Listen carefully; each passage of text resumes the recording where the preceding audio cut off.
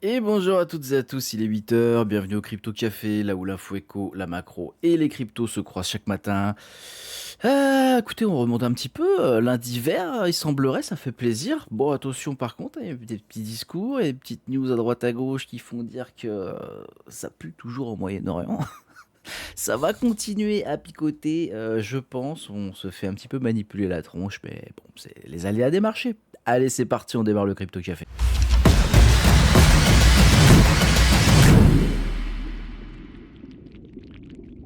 Et on commence comme d'habitude avec notre ami le Crypto Fear and Green Index qui est à 27. On est toujours dans la peur. Alors ce week-end, on était tombé à 24. Rien de méchant. Tout va bien. On est dans la peur. Ça va bien se passer. Détendez-vous. Ça va le faire. La semaine dernière, donc sur les ETF Bitcoin et Ethereum, on a enregistré 637 millions de sorties, hein, donc 350 sur Ethereum et 290 quasiment sur Bitcoin. Tout va bien, ça va aller, ça va bien se passer. La Bitcoin dominance qui tombe légèrement, on est à 58%, Ethereum à 10,6% et c'est les autres qui montent à 31,3%. Tiens, on ira voir l'USDT de dominance un petit peu pour voir ce que ça dira, ce que ça dit par rapport à ce qu'on se disait la semaine dernière, tout simplement. Est-ce qu'elle continue de monter ou pas? Allez, à côté du prix des cryptos, après notre mèche magnifique d'ouverture, on a un Bitcoin qui pump ce matin, ça fait plaisir. On a un Bitcoin donc à 67 000, quasiment 500 dollars, qui prend un petit pourcent 32. On a Ethereum qui est à 2050 dollars. Pareil, on a fait une très très belle mèche, hein. On ira regarder ça juste après. On détend tranquillement, hein, ça va bien se passer. Faut pas être inquiet. Ensuite, allez, est-ce qu'on a un petit peu de sympatoche ce matin? Le Solana qui est à 83,70 $, qui prend un petit pourcent 38. Crypto Clébar 2,69, pourquoi pas, il a envie de revenir au-dessus des 10 centimes. Celui-là, on a l'impression.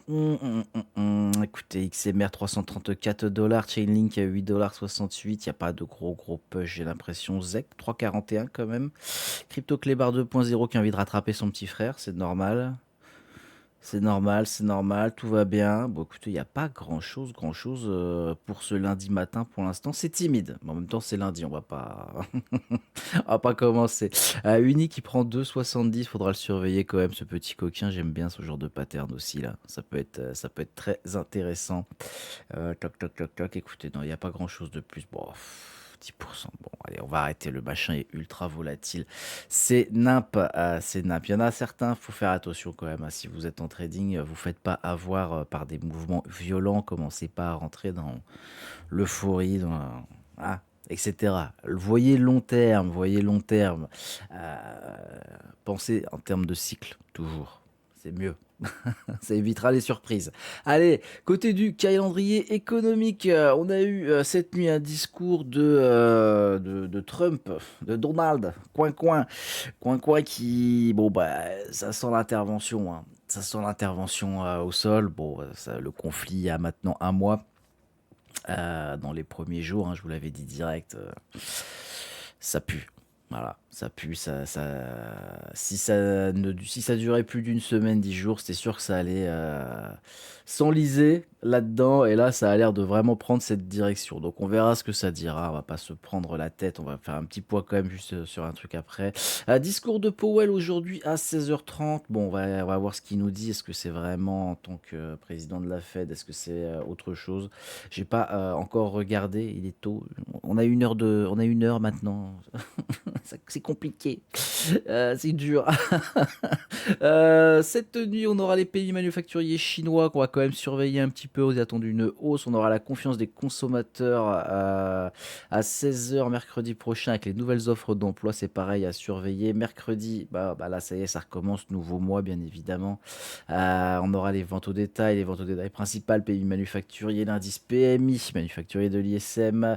Jeudi, on aura les inscriptions, comme d'hab, hebdo au chômage. Vendredi aux US, bon, ça sera une journée un petit peu complexe, j'ai l'impression. Ouais, salaire horaire moyen, taux de chômage, PMI, des résultats qui n'ont pas l'air de vouloir trop bouger. Ah, un salaire horaire moyen qui pourrait baisser de 0,1%. C'est pas énorme, mais il va falloir le surveiller quand même. Je pense que ça peut. Vendredi 3 avril, il va falloir surveiller. 0304. On va surveiller ça fortement. Allez, on refait vite fait un petit tour. Bon, les chances d'invasion de l'Iran dépassent les 70% sur le marché des prévisions crypto. Je viens de regarder sur Polymarket, on est à 67%. Donc forcément, ouais, on est même à 78% avant la fin de l'année. Avant fin mars, bougez pas, on va regarder de suite. Non, avant la fin de l'année, voilà. Donc on est à 68% pour 30 avril et ouah, 78%, ah, c'est pique, hein. Bon, bah, on verra bien, hein, on verra bien, on verra bien. Ça peut être de la manip, hein, bien évidemment. C'est à mon avis, hein. Depuis le début, je vous dis que on va y aller.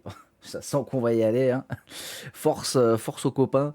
Ça va bien se passer, les gars. Allez, ça va le faire. Bon, côté des news crypto, on continue quand même. On a Lido qui propose un rachat de 20 millions de dollars par LDO pour investir la chute historique des prix LDO qui prend cher, qui prend quand même très très cher sur le marché avec ce beer. Donc, bon, ils veulent proposer des plans de rachat, etc. Ça peut être une bonne idée. Est-ce que ça va aider le prix à repartir à la hausse? Pas forcément. Ça va surtout, je pense, aider à stabiliser, mais ça va surtout faire en sorte que Lido, bah, ils vont avoir beaucoup de leurs tokens. Donc c'est un petit peu complexe. Mais ça fait plaisir de voir qu'il y a des boîtes qui veulent pas avoir leurs tokens chuter comme ça et se ramasser la tronche. Moi, je trouve ça pas mal. Je trouve ça pas mal. Ça fait plaisir. À voir comment ce sera mis en place, comment ce sera réévalué plus tard. Mais bon. Voilà, ils veulent faire une dislocation. On va voir. On va voir. Je suis pas fan, mais je suis pas ennemi non plus sur ce genre de news. Mais Lido, encore une fois, c'est une crypto qu'il faut, à mon sens, regarder, hein, puisque ça apporte beaucoup sur l'écosystème Ethereum. Donc, encore une fois, Dior. Allez, on fait un petit tour du côté des graphiques ce matin. On attend l'open à 8h15, à 8h15 pour le VIX pour voir un petit peu à combien on va open là. On est à 31 après cette gigamèche la semaine dernière. Si on se met en daily, on a un VIX qui est quand même très très haut. Donc le VIX, encore une fois, c'est l'indice de la peur, l'indice de la volatilité pour le SP, pour les marchés en général. Si on continue de monter, bien évidemment, c'est que on va être très tendu.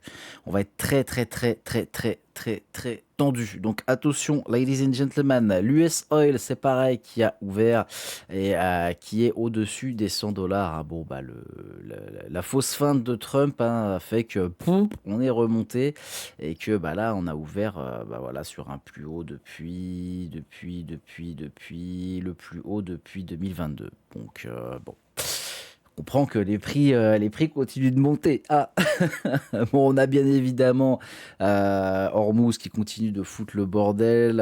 On a Bab el-Mandeb maintenant qui est donc entre Djibouti et les outils qui va très certainement être compliqué maintenant aussi.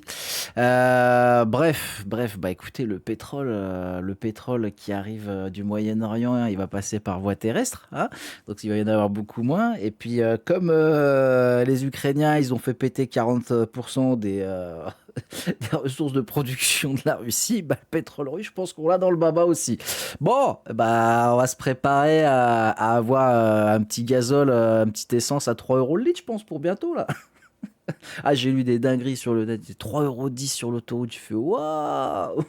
Il y a quelques années, on se foutait de notre gueule. Il se gave très clairement. Enfin bon, écoutez, bah, le plein de la bagnole est fait pour ma part. Faut pas déconner. Faut pas déconner, on va quand même économiser un peu. Mais ouais, ça sent pas bon cette affaire. Côté du gold, allez, un petit tour quand même. Bon, après cette magnifique mèche la semaine dernière, on était tombé donc à 4100. C'est pas mal, hein. Est-ce qu'on va pouvoir remonter un peu, peut-être? Pourquoi pas 4005, 4006, 4007 et aller peut-être même 4008.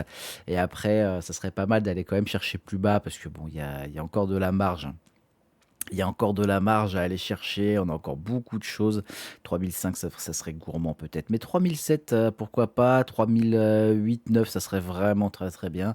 Et après, on verra. On va pas se prononcer plus haut que ça pour l'instant parce que bon, pas se mentir, le marché peut nous la mettre à l'envers à tout moment, hein, très clairement, très clairement. D'ailleurs, beaucoup rigolé dans le groupe, le tweet qui a été partagé sur, sur l'Iran qui disait on vous manipule, si le marché chute à la préouverture, il faut long, et si le marché monte, machin. Bon, bah, ça me fait beaucoup rire, j'ai envie de sortir les pop-corn toutes les 5 minutes.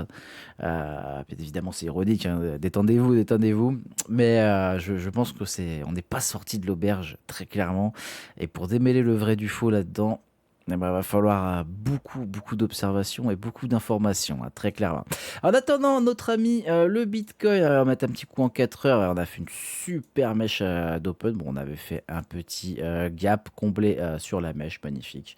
Rien à dire, voilà, il apparaît même pas en H1, donc tout est bon. Là-dessus, on est tranquille. On a repris. On n'a pas repris cette petite mèche-là. Donc attention, attention, attention, attention à surveiller. On pourrait aller chercher ouais, un petit peu plus haut à 68,6. On peut peut-être même récupérer ça. On va voir 69. On verra. Pour l'instant, tout va bien. Moi, j'ai TP mon short. Comme je vous avais dit, voilà, j'avais ouvert mon petit short à 74 400. Donc ici, là, dans ces eaux-là. Et j'ai TP à 60, si ma mémoire est bonne, 65 600 quelque chose. Donc voilà. Non, c'était un peu plus haut, alors c'était peut-être 800. Bon, enfin bon, j'ai TP à 60, sous 66, donc ça fait plaisir, hein. On a short quasiment ici et TP quasiment ici. C'est magnifique, gros mouvement. On aime bien, ça fait des sous-sous dans la poche. Allez, ladies and gentlemen, c'est tout pour moi ce matin. Pensez à bien regarder les petits shorts qui sont sortis hier. Il y a 2 giveaways en cours et il est possible qu'il y en ait d'autres qui pètent plus tard, peut-être mercredi, peut-être dimanche prochain, je sais pas. On a enfin réussi à avoir des petits bonus, donc ça fait plaisir. C'est pas grand-chose, c'est sûr, mais ça vous permet de trader gratuitement, très clairement. Et si vous gagnez les trades, qui sont gratuits, encore une fois, je le rappelle, et ben vous récupérez tout directement sur votre portefeuille. C'est tout pour moi. Allez, je vous fais une bise, un bon début de semaine.